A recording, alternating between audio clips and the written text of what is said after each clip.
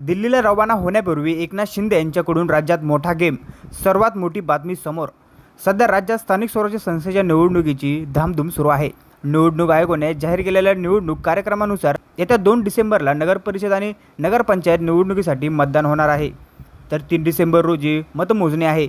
दरम्यान अद्यापही निवडणूक आयोगाकडून महापालिका निवडणुकीबाबत कोणतीही घोषणा करण्यात आलेली नाही.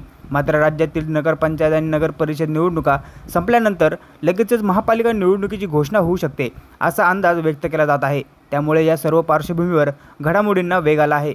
या निवडणुकीच्या पार्श्वभूमीवर भाजपमध्ये इतर पक्षांतून जोरदार इनकमिंग सुरू असल्याचं पाहायला मिळत आहे. या इनकमिंगचा सर्वात मोठा फटका हा भाजपचेच मित्र पक्ष असलेले शिवसेना शिंदे गट आणि राष्ट्रवादी अजित पवार गटाला बसला आहे.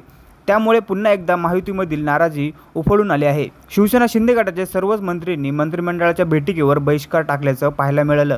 तर शिवसेना शिंदे गटाचे नेते शहाजी बापू पाटील यांनी भाजप संदर्भात वादग्रस्त वक्तव्य केलं होतं. दरम्यान दुसरीकडे मात्र शिवसेना शिंदे गटाने भाजपच्या नेत्यांकडून युतीमध्ये सर्व अलबेल असल्याचं सांगण्यात आलं आहे. परंतु आता शिवसेना शिंदे गटाचे सर्वेसर्वा एकनाथ शिंदे हे दिल्लीला रवाना झाले आहेत. त्यामुळे त्यांच्या या दिल्ली दौऱ्याकडे सर्वांचंच लक्ष लागले आहे.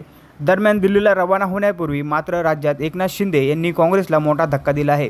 राज्यात सध्या सुरू असलेल्या स्थानिक स्वराज्य संस्थेच्या निवडणुका आणि त्यानंतर होणाऱ्या महापालिका निवडणुकीच्या पार्श्वभूमीवर काँग्रेससाठी हा मोठा धक्का मानला जात आहे. बदलापुरात शिवसेना शिंदे गटाने काँग्रेसला मोठा धक्का दिला आहे.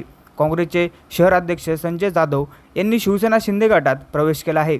यांच्यासह काँग्रेसच्या शेकडो कार्यकर्त्यांनी शिवसेना शिंदे गटात प्रवेश केल्याने काँग्रेसला मोठा खिंडार पडत आहे. या सर्वांनी उपमुख्यमंत्री एकनाथ शिंदे यांच्या उपस्थितीत काँग्रेसमध्ये प्रवेश केला आहे.